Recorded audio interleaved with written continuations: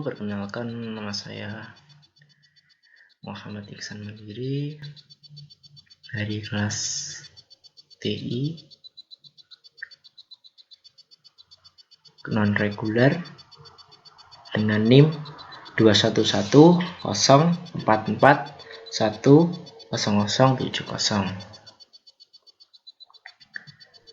Di sini saya akan mempresentasikan terkait algoritma penjadwalan CPU dengan algoritma shortest job freeze atau disingkat dengan JFS. Baik, kelompok kami akan meng-share terkait materi sedikit.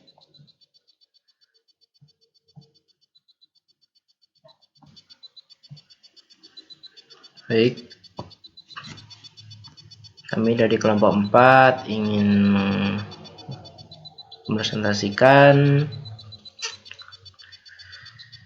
tentang algoritma penjadwalan proses shortest job freeze atau SJF dengan sistem matkul sistem operasi.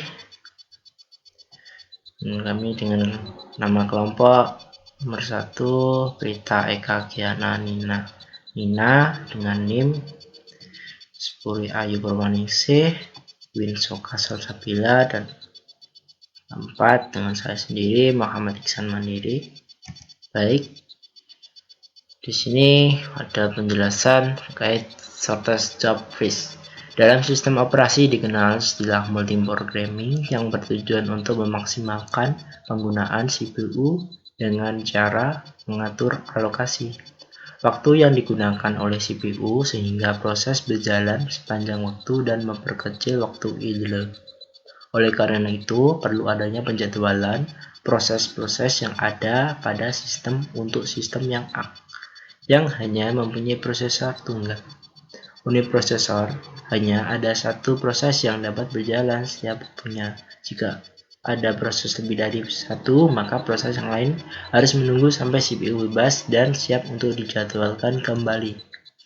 Penjadwalan berkaitan dengan permasalahan memutuskan proses mana yang akan dilaksanakan dalam suatu sistem. Proses yang belum mendapat jatah alokasi dari CPU akan mengantri di ready queue.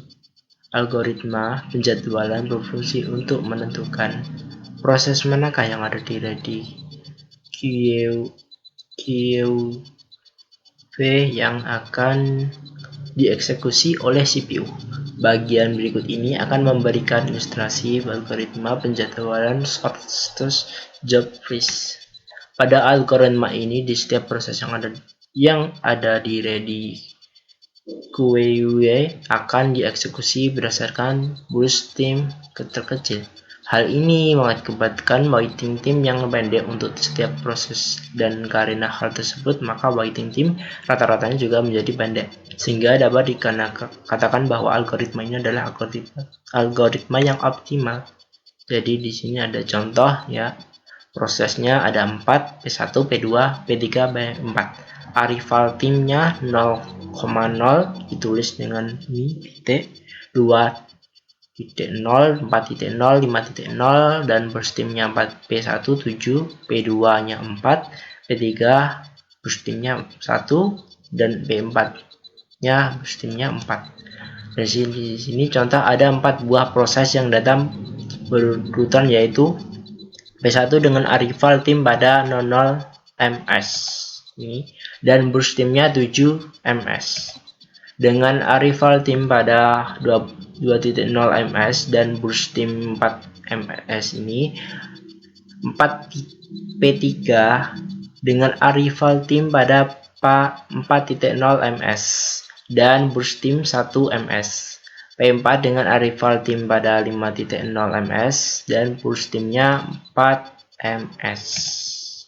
Hitunglah waiting time rata-rata dan turnaround time dari keempat proses tersebut dengan menggunakan algoritma SJF. Average waiting time rata-rata untuk 3 proses tersebut adalah sebesar ini. 0 tambah 6 tambah 3 tambah 7 bagi 4 9 4 nah, gambarnya lebihnya ini 0 sampai 7 1 ke 3 8 ke 2 12 14 right weighting tim rata-rata untuk ketiga proses tersebut adalah sebesar 9 tambah 1 tambah 0 tambah 2 bagi 4 9 3. Nah, algoritma dibagi menjadi dua bagian. Pertama, preemptif. Penjadwalan preemptif mempunyai arti membangun sistem operasi untuk memberhentikan sementara proses sedang berjalan untuk berikan ruang kepada proses yang protes lebih tinggi. Oke. Non-preemptif. Penjadwalan non-preemptif adalah salah satu jenis penjadwalan di mana sistem operasi tidak pernah melakukan on-time switch dari proses yang berjalan ke proses yang lain. Dan katanya proses yang sedang berjalan tidak bisa di-interrupt. Oke, di sini ada kekurangannya juga algoritma, susahnya untuk memprediksi first time atau lama eksekusi, proses yang akan dieksekusi selanjutnya, dan kedua, proses yang mempunyai first time yang besar akan memiliki waiting time yang besar pula karena yang dieksekusi terlebih dahulu adalah proses dengan first time yang lebih kecil. Di sini langsung kita mulai praktek.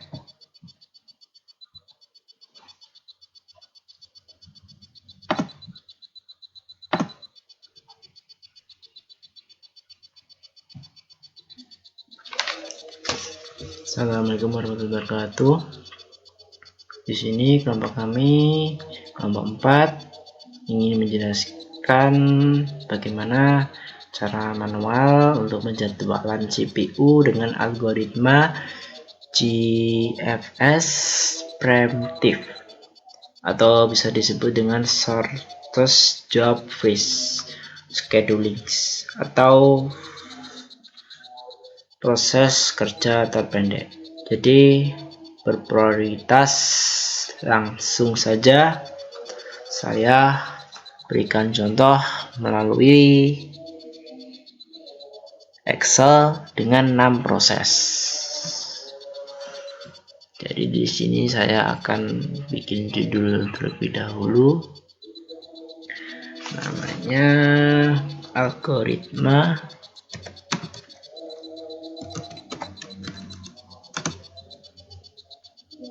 SGF dengan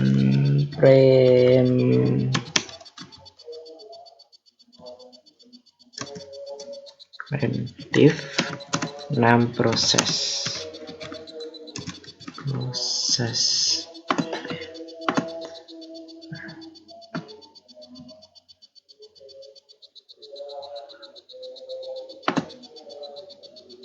Sini saya bikin ball, nah seperti ini.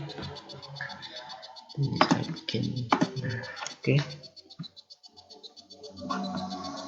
Sebenarnya saya akan bikinkan ball semua. Baik, di sini saya langsung saja. Pertama kita masukkan dulu proses di sini. Di sini kita tulis namanya dulu proses, dan di sebelahnya, di sampingnya ditulis arrival time dengan disingkat AT, dan sebelahnya lagi PT dengan singkatan dari loose time atau asumsi berapa lamanya, dan kalau AT ini arrival time atau waktu kedatangannya. Nah, jadi di sini saya bikin, nah oke. Nah, di sini saya buat P-nya P1, terus P2, bawahnya juga P3 sebanyak 6. P6. Kemudian di sini saya berikan contoh 0, AT-nya P1 0, dan kemudian P2-nya 2, terus P3-nya dikasih AT-nya 4, terus di P4-nya dikasih AT 5 misal, terus bawahnya lagi P5 nya dikasih AT 4 misal, terus P6 nya dikasih AT nya 10. Nah, terus kemudian BT ini kita kasih 12 aja. Terus di sini kita kasih contoh 10 misal, terus bawahnya BT P3 nya dikasih 9, terus BT P4 nya dikasih 8, kemudian di bawahnya lagi di PT P5 nya dikasih 7, terus di P6 PT nya dikasih 5. Nah, dari sini kita langsung bikin ini. Selanjutnya kami ingin mencari ganjarnya terlebih dahulu dengan dibentuk seperti ini. Kita ketik dulu P1 di sini. Kita start mulai dari 0. Di sini ketik 0 aja. Kemudian P1-nya ini diisi dari sini. P1 diisi dari 2 sini, terus diketik 2. Terus di sini P3 diketik, dikasih P2,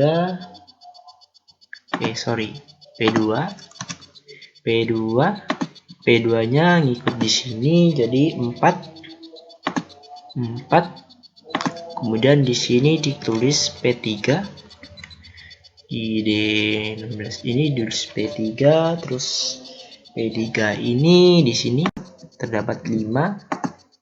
Kita ketik 5, kemudian di sini BT, datang BT jadi ditulis 7, P4 nya jadi 7, P4 nya 7.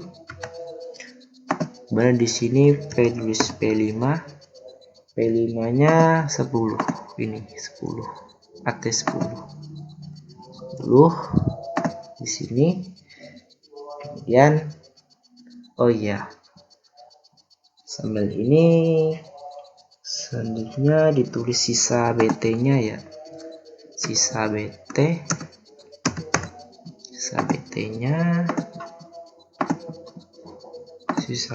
nya di sini, sisa dari PT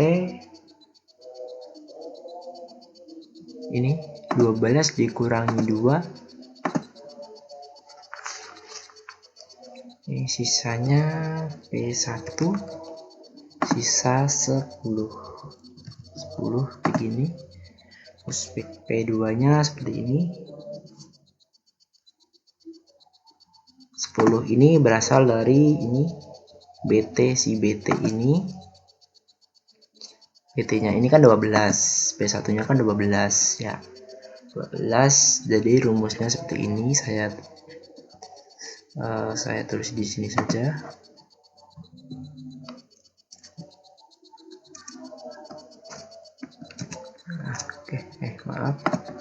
Saya tulis di sini saja rumusnya seperti ini. P1 sama dengan BT min P1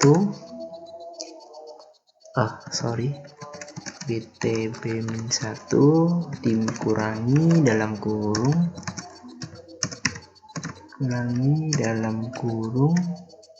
AT P2 kurangi AT P1 seperti ini. Jadi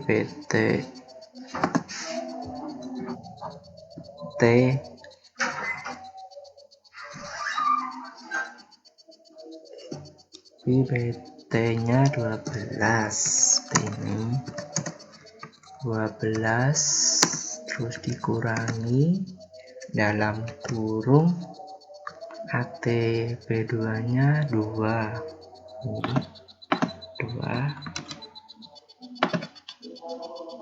2 jadi 2 gini, terus dikurangi ininya kan ini AT B1 nya kan 0, ambil dari sini jadi 2 dikurangi 0 ini kan hasilnya gini, 13 dikurangi 2 sama dengan, kita cek kalkulator.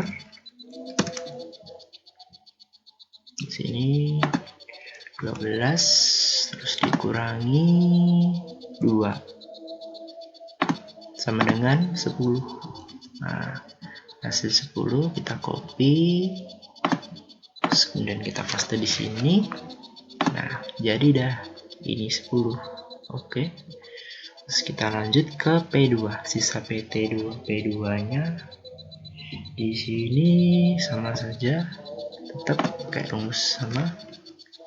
P2 sama dengan BT P2 dikurangi HT, HT nya P3 terus dikurangi AT P2. Oke, P2 sama dengan BT P2. BT P2 nya sama dengan berarti 10. Di sini 10. Nah, 10 kita langsung saja 10 terus dikurangi dalam kurung ATP-3 ATP-P3 ATP3 4 ditulis 4 terus dikurangi ATP2 ATP2 nya 2 terus gini, terus kita tulis 10 terus dikurangi 4 kurangi 2 4 dikurangi 2 4 dikurangi 2 sama dengan 2. Terus kemudian 10 dikurangi 2 10 dikurangi 2 sama dengan 8 sama dengan 8. Oke, kita copy, tulis di sini 8. Oke, di sini 38. Nah, di sini P8. Terus kemudian di sini lanjut ke P3. Ini sampai P5. Oke, P3 ini sama saja rumusnya kayak tadi. P3 seperti ini, P3 BT P3 terus dikurangi AT nya P4 terus dikurangi lagi AT nya P3. Nah, seperti ini. Terus kemudian ditanya P3 nya sama dengan BT P3 nya ini terus ke P3. Oh, ini 9. Tulis saja 9 di sini, terus kemudian dikurangi, terus di sini ada ATP4 dicari, ATP4 nya adalah 5 dalam kurung 5 terus dikurangi lagi ATP3 nya 4 ketemu 4 berarti ketik 4 seperti ini. Lalu kemudian sama dengan tulis 9 terus dikurangi 5 dikurangi 4 sama dengan berapa? Kita cek 5 dikurangi 4 sama dengan 1. Ketik saja 1. Terus 9 dikurangi 1 berapa? Sama dengan 8. Oke, kita copy jawabannya. Copy, taruh sini 8. Kita paste. Oke. 8 baru kita ketik lagi 8. Nah, di sini lanjut ke P4. P4-nya ini berapa? 7. Oke. Di sini P4-nya di sini tetap sama rumusnya. Seperti ini. Oke. Jadi di sini ini salah. Oke, di sini lanjut ke P4-nya ya. 4 sama dengan BT P4 kita besarin sedikit biar agak lebih jelas lagi. BT P4 terus dikurangi dalam kurung ATP4 P5 kemudian ATP4 terus dicari P4 terus sama dengan 9. BT P4 nya berapa? P4 nya 8. Oke, tulis saja 8. Terus di sini ATP 5 nya berapa? ATP 5 nya 4. Oke, dalam kurung 4 terus dikurangi berapa? ATP 4. ATP 4 nya sama dengan 5. Sorry. ATP 5 nya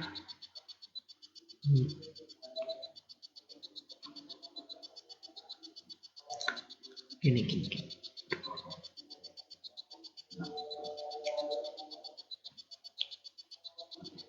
ATP 5. Oke, 7. Oke, ditulis 7. ATP 5 di sini kan 7. Ditulis 7 aja. Kan di sini 7. Oke. Terus kemudian ATP 4.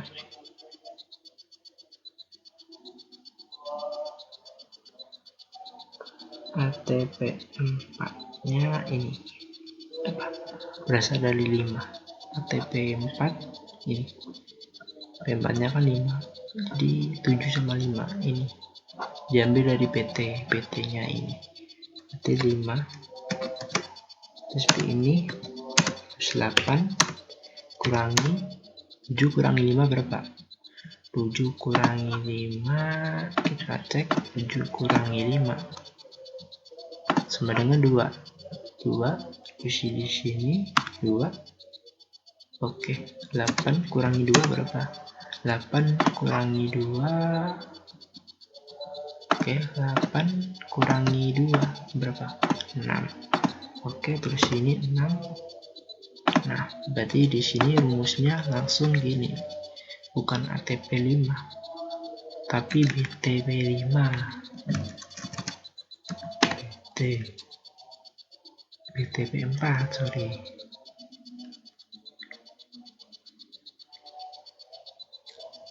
Ya, ini P4 terus kayak gini. Nah, ini 5 berarti berasal dari ini. AT-nya P4. Oke. Jadi rumusnya seperti ini. Terus kemudian lanjut. Ini berarti sama dengan 6. Dan lanjut ke P5. P5 sisa BT. BT ini berasal dari sini. Ini BT dikurangi BT dikurangi A3. Jadi 7 dikurangi 4. 7 dikurangi 4 sama dengan 3. Nah, tulis 3 di sini. P5 sama dengan BT kurangi apa? BT kurangi AT, jadi 7 min 4 sama dengan 3. Oke, seperti ini. Terus kemudian P6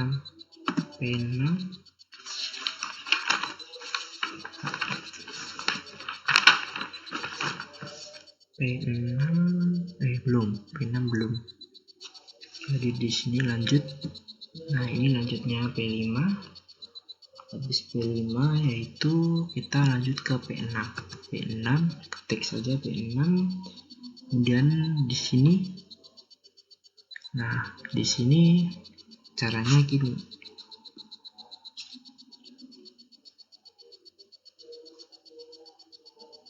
Nah, asal dari P6 ini 10 ditambah 5. 10 tambah 5 sama dengan 15. Jadi langsung tulis P15. Kan ini 46 sudah selesai. Baru kita mundur. Jadi baru selesai 46, baru kita P5 14. Jadi di sini P5. Oke, di sini 15. Nah, 15 ditambah 3. 15 ditambah 3 berapa? 15 ditambah ini berasal dari ini sisa BT-nya. Di sini berarti sini 15 kurangi 3 berarti berapa? Oke, sama dengan Ini saya cek kalkulator dulu. 15 dikurangi 3 sama dengan 12. Tulis saja. Bukan dikurangi, tapi ditambah. Jadi gini, hasil sisa DBT yang P bawah sendiri P5 itu, jadi gini, 15 itu berasal dari ini tadi, dari 10 ditambah 5, jadi ATBT ditambah 5, jadi hasilnya 15. Untuk mencari ini yang bawah ini P5 ya, P5 dengan cara ini, jadi 15 ini ditambah 3 berasal dari ini sisa BT nya yang P5 nya kan 3 sisanya, jadi ditambah 15 ditambah oleh P6 nya ini, jadi sama dengan 15 ditambah 3 sama dengan 18. Oke, 18. Habis itu lanjut ke P4. Di P4 ini harus sama 18 ditambah 6 atasnya, berarti 18 tambah 6 berapa? 18 tambah 6 sama dengan 24. Oke, ketik saja 24. Habis itu di sini saya kasih keterangan juga bawahnya, berarti urut ya, 18 ditambah 4 ditambah 6 ya, ditambah 6 sama dengan 24. Terus urut lagi 24 ditambah P3 nya 8, jadi sama dengan, jadi kita hitung lagi 24 ditambah 8, P sisa BT nya kan 8. Oke, 32. Berarti ditulis P3 sama dengan P32 ini. Terus kita lanjut P2 lagi, berarti 32 ditambah 8, 32 ditambah 8 ini kan ketemu tadi berapa? 32. Oke, ketik 32. Sekarang 32 terus ditambah berapa lagi? 8. Kan ini P2 nya 8, berarti tambah 8 segini. Terus berapa hasilnya? Kita cek di kalkulator, tambah berapa? 8 sama dengan ketemu 40. Ketik saja 40. Habis itu di sini ketik 40 hasilnya. Terus di sini baru yang terakhir P1. P1 ini hasil 40 ini ditambahkan 10, jadi berapa? 50. Nah, seperti ini. Jadi 40 yang terakhir ini 40 sama dengan 50. Nah, seperti ini. Oke. Nah, terus sekarang kan udah ketemu kayak gini ya. Nah, terus untuk menghitung sisa BT kok bisa ketemu kayak gini? Ini maksudnya kok bisa ketemu kayak gini, 10, 8. Nah, ketemu ini P1. Nah, P6 nya ada, P6 nya kosong, jadi kan kosong ini, P6 nya kan kosong, nggak ada. Nah, Karina sendiri ya, sendiri atau solo, nggak ada pasangan atau jomblo, tidak dikurangkan atau lanjut saja. Jadi ini dikosongin, soalnya kan nggak ada pasangannya atau sendiri, nggak dikurangin. Nah, terus kemudian kalau udah ketemu gini, ini asal 10 ini dari mana? Dari sini, P1 dikurangi P2 dari sini, hitung mundur, 50 dikurangi 40 sama dengan kan 10. Terus 40 dikurangi 32, coba kita cek, 40 dikurangi 32 berapa? 8. Terus kemudian berapa lagi? 24 dikurangi berapa? 8. Jadi 8. Nah, ketemu.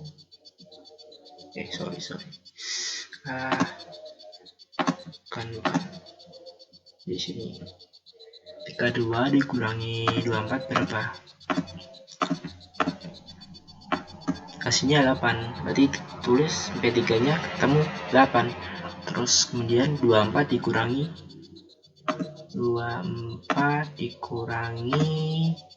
ini P4 ini P5 ini 18 terus hasilnya 6. Terus di sini sisa BT-nya 6, tulis 6 P4. Nah, kemudian di sini kita ketik lagi 18 dikurangi 15, ntar sama dengan 3. Nah, ketemu P5 nya berarti tengah-tengah sini 3 sisa BT-nya. Soalnya ini 15, 16, 17, 18 kan 3. Ini kan titiknya ada 3, 1, 2, 3. Harusnya ada aplikasi nih buat gambar biar enak. Titik sungguhnya di sini ada 3, 19, 17, 18 kan 3, 18, 19, 20, 21, 22, 23, 24 dan seterusnya sampai ke 40. Nah, sampai 50 ini. Oke. Jadi seperti itu. Terus kenapa P6 nggak ditulis? Soalnya di sini udah kosong, P6 nya nggak ada ini. Gitu. Nah, sekarang kita mau cari WT nya. WT itu apa? WT itu waiting time atau apa? Waktu tunggu. Jadi di sini ketik WT aja. Rumus WT itu gini. Rumus WT itu rumus waktu akhir dari P1. Jadi diambil dari sini, dari P1 yang awal sini ya, dikurang dengan waktu awal yang akhir. Jadi P1 ini akan diketemukan di sini 40. 2 ini versus 40 sini, itu kanan kiri. Ibaratnya sini blue team ya, yang left ini blue team, terus yang sebelah kanan ini atau right ini itu red team. Nah, seperti itu. Jadi ini nanti caranya seperti ini rumusnya seperti ini. Saya langsung tulis saja 40. Ini 40 di sini ditulis 40. Di sini berapa? Ada ketemu 2, maksudnya 2. Berarti 40 di sini tinggal tulis saja dikurangi 2 terus sama dengan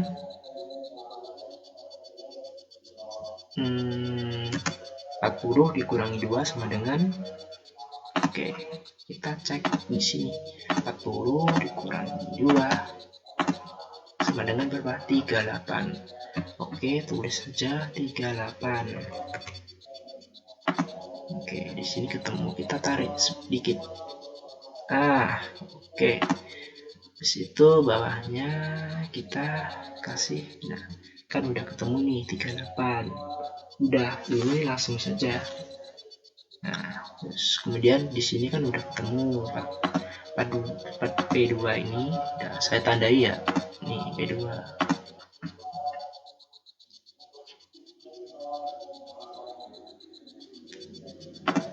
Udah ketemu P2 udah ketemu. Ini P2 udah ketemu. Gini, oke, udah ketemu kan. Terus kemudian lanjut ke sini. P3 kan 4. Nah, P3 4. Terus lawannya mana? P2 nya kan 4. Ini ketemu 4 ini. P1 ketemu P1 4. Sekarang P2 4. Nah, 4 dikurangi 32 ketemu yang ini. Nah, kita kasih tombol simbol yang lain aja biar nggak bingung. 4 ini K2 ini di sini.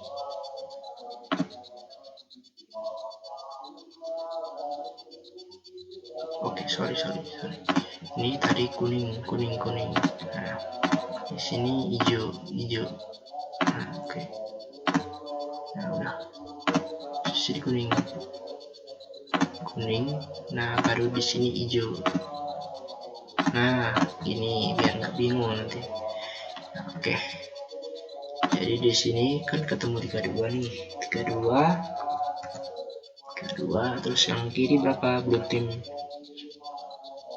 Ya blue teamnya berapa? Ketemu 4. Nah, ini jadi sama dengan berapa? 32 kurangi 4 berapa? 32, tulis 32 kurangi 4 sama dengan 28. Oke, ketemu 28. Nah, baru 28 udah ketemu nih. Terus kita lanjut lagi ke P3. P3-nya ini berapa? Oh, P3-nya 5. Berarti kita tandai aja kita blok warna biru gini. Oke, 5. Di sini P3 berapa? P 24. Oke, di blok saja di sini. Oke. Jadi di sini saya ketik saja P 24, terus di sini 5. Oke, 5 sama dengan berapa? 24 kurangi 5 berapa? Kita ketik saja. Kita cek di kalkulator. Kurang 5. Oke, ketemu 19 WT-nya 19. Nah, ini saya tulis dulu P1 biar nggak bingung. P1, P2, P3. Oke, di sini saya tulis waiting time. Time. Ya, di sini kita tulis waiting time. Kita warnai. Oke, udah.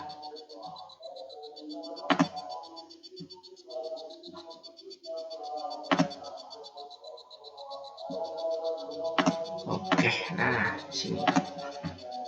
Oke, udah. Sip. Dan lanjut ke P4.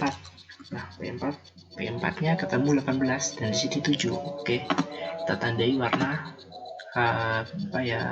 ungu. Di sini sama juga ungu. P4 juga ungu. Oke. Ini tulis berapa? 18 dikurangi 5 sama dengan berapa? Kita cek kalkulator. 18 kurang 5, 18 kurangi 5 sama dengan 13. Kita tulis 13.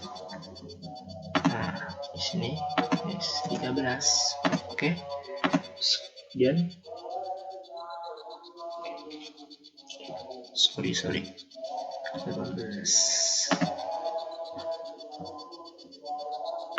16 kurangi 5.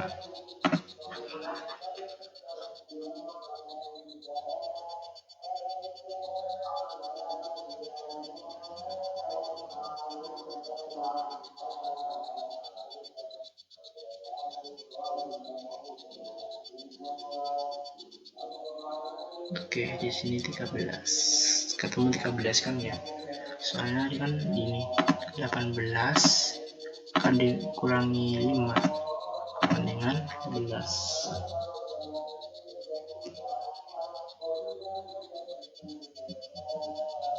Oke, terus kemudian P5 nya ditandai warna oranye.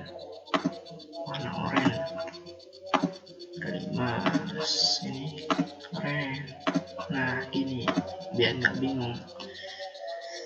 Oke, kan udah nih.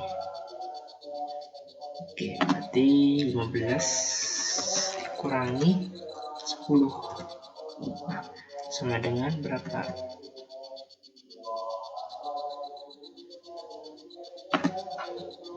Saya bikin gini aja biar rapi.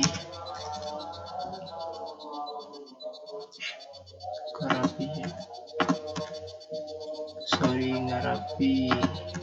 Nah, gini biar rapi. Nah, rapi rapi kan. Oke lah, nice. Oke, di sini 15 dikurangi 10 kan jelas 5 ya. Kita cek aja di kalkulator. 15 kurangi 10 sama dengan 5. Oke, tulis 5. Tadi hasilnya waiting time ini gini. Nah, ini tinggal aja tarik di sini. Nah, tinggal tulis saja 338.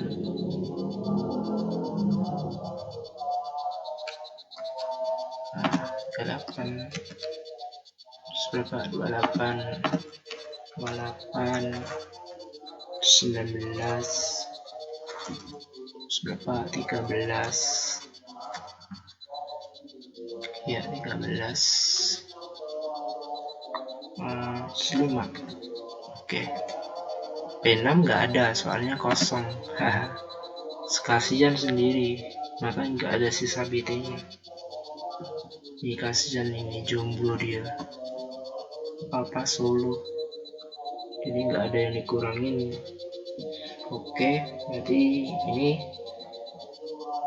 udah selesai untuk percontohan penjadwalan CPU dengan algoritma SGF preemptive dengan 6 proses.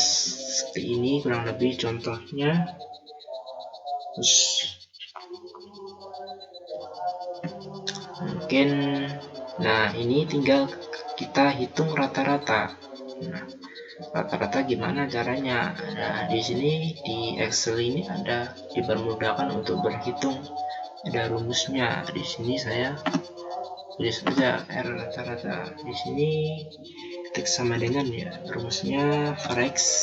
Nah, di sini ketik aja Frex. Average. Nah, di sini kan ketemu average. Ini diklik. Nah, setelah diklik terus diarahkan di sini, ditarik. Nah,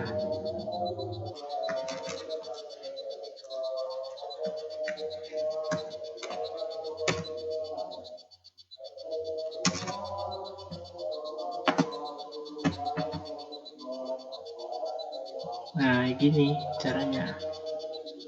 Oke kan? Enter aja. Oke, dia ketemu ini 20,6.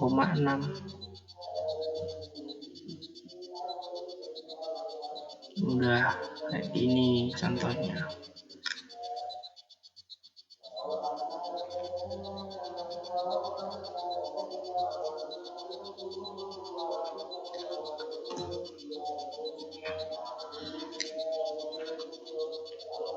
Oke, jadi rata-ratanya seperti ini.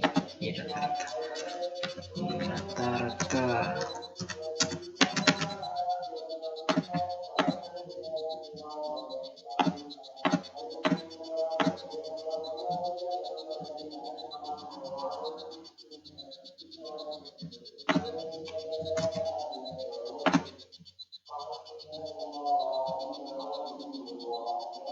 Udah ketemu ini rata-rata.